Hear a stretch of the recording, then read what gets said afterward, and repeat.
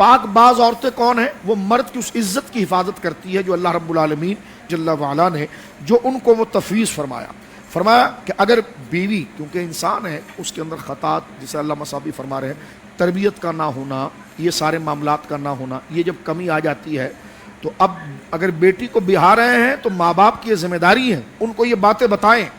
باپ یہ کہے کہ بیٹا اب تیرے لیے حق جو ہے نا وہ شوہر کا ہے، اس کے لیے پہلے ہی انتخاب درست کیا جائے اور اس پر غور و تحقیق کی جائے بیٹی. اور یہاں سے جو ہے نا ماں بیٹے کو اکسائے نہیں، اس کو یہ بتائے کہ یہ جو عورت تیرے سامنے کھڑی ہے نا، تیری ساس، یہ درجے میں میرے برابر ہے، اس کا احترام تو نے کرنا ہے، اس کا لحاظ تو نے کرنا ہے. اب اگر ایسا ہو جائے کہ انتہائی درجے کی نادانی ہو جائے اور وہ طیش میں یا جہالت میں یا اپنی بری سہیلیوں کی وجہ سے کوئی غلط مشورے کو ایڈوپٹ کر لے، تو قرآن کہتا ہے وَاللَّاتِي تَخَافُونَ نُشُوزَهُنَّ. فرمایا کہ اب اللہ رب العالمین جل وعلا ارشاد فرماتا ہے اور جن عورتوں کی نافرمانی کا تمہیں اندیشہ ہو، وہ تندخو ہو، وہ ترش بات کرتی ہو، سخت بات کرتی ہو.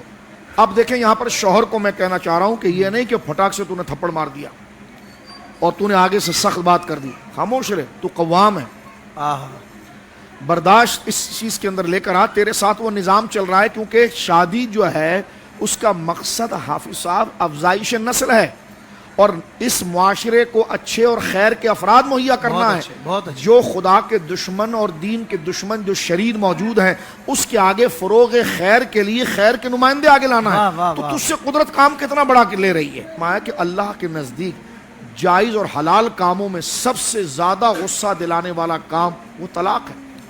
آپ اس کی ڈیٹیل پڑھیں نا. بھائی طلاق دینا جائز ہے اپنے شرائط کے ساتھ، لیکن پھر بھی اللہ کی ناراضگی ہے.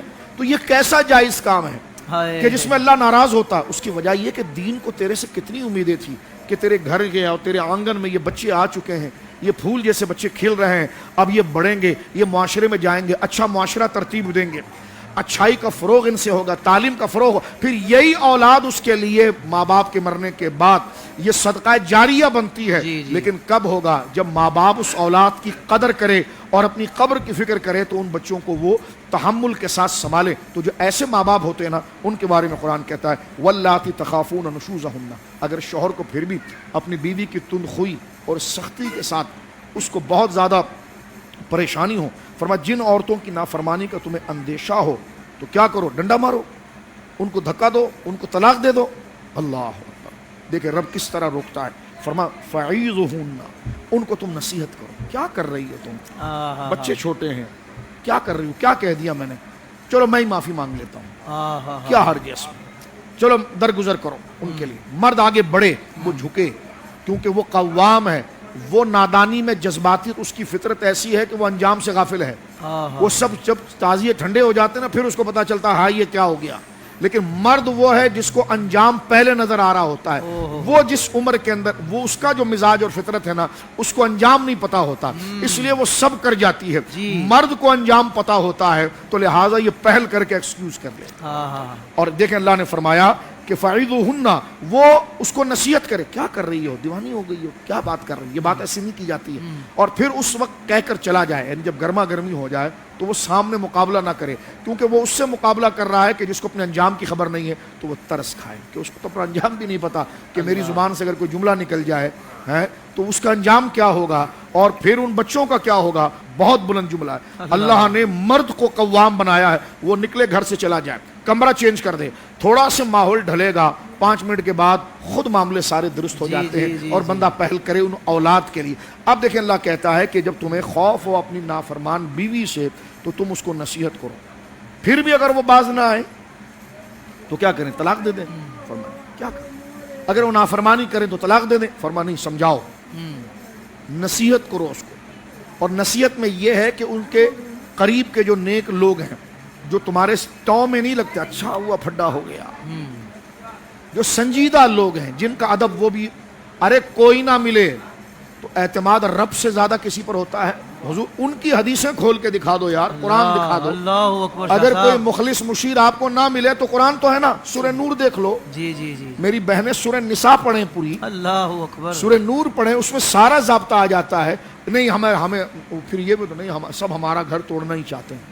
نہیں نہیں آپ ایسا نہ سمجھو، منفی نہ سوچو، اچھے لوگ ہوتے ہیں ان کو بیچ میں ڈالیں، نہیں ارے کہ چلو کوئی نہیں مل رہا، چلو آپ کی بات قبول کرتے ہیں، حدیث پاک تو ہے، کیا کہنے شاہ صاحب. ازواج مطہرات پنجتن پاک کا اپنا رشتہ تو ہے، مولا علی کا اور حضرت زہرا کا رشتہ ہے، سارے گھر کا کام وہ خود کرتی ہیں. اللہ اکبر کبیرہ. خواتین کا اپنے بچوں کے لیے، اپنے شوہر کے لیے کام کرنا ان کی زندگیوں کو باغی نہیں کرتا، اللہ نے ان کے اندر شوق یہ رکھا ہے، اللہ نے طبیعت بنائی، ان کا سکون ہی یہی ہے کہ جب وہ شوہر کی خدمت کریں، اور ان کا سکون ہی یہی ہے جب اپنے بچے کی خدمت کریں. اب قرآن یہ کہتا ہے کہ اگر وہ نافرمانی کی طرف جائیں تو تم ان کو نصیحت کرو، اور پھر بھی نصیحت کارگر نہ ہو تو فرمایا وَهْجُرُوهُنَّ فِي الْمَضَاجِعِ، تو بستر الگ کرو، اپنے بستر الگ. اب دیکھیں پے در پہ تنبیہ ہے، اسٹیپس بتائے جا رہے ہیں. سٹیپس بتائے جا رہے ہیں کہ پے در پہ، اور فرمایا اس کے بعد کیا ہے، فرمایا پھر نہ مانے وَضْرِبُوهُنَّ، اس کو مارو.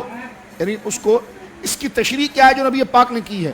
یعنی اگر آپ تنبیہ کے لیے، ایک بندہ مرد کو بھی اتنا اختیار کر وہ جذبات میں آ گیا تو ہلکی سے اس کو ایسی چپیٹ لگا دے کہ یہ تم کیا کر رہی، تم سمجھ نہیں رہی ہو، میں نے تم کو سمجھایا بھی ہے، بستر بھی الگ کر دیا، پھر بھی تم نہیں سمجھ رہی، بچوں کا کیا ہوگا. تو یہ جو قرآن کا مسئلہ ہم کر رہے ہیں نا وَضْرِبُوهُنَّ، اس سے مراد یہ کہ ایسی ضرب خفیف جس سے بدن پر نشان نہ آئے، مثلا گویا کہ بازو پر ہلکی سی چپیٹ لگا دی کہ یہ تم کیا کر رہی، یہ متنبع اس کو جگانے کے لیے کہ لوٹ آؤ، کہ تم جاگ کیوں نہیں رہی ہو، لوٹ آؤ. اور یہاں پر علماء نے مسئلہ لکھا ہے کہ وَضْرِبُوهُنَّ میں افضل یہ ہے کہ شوہر پھر برداشت کر جائے. جی جی جی. اور فرمایا کہ بیوی اگر تندخو ہو، سخت بولتی ہو، اور تمہارے بچے ہوں تو نبی پاک فرماتے ہیں صبر کرو گھر کے لیے، خدا وہ خوشی تمہاری اولاد کے ذریعے تمہیں عطا فرمائے گا. تو دیکھیں یہ ہے وہ دین، خدا اپنے بندوں کو کیسے اس کی قدرت سنبھالتی ہے، گھروں کو کیسے آباد رکھتی ہے. تو میری بہنوں کو چاہیے انسپائر ہونا ہے تو سیدہ خدیجہ کی زندگی ہے، سیدہ عائشہ کی زندگی ہے،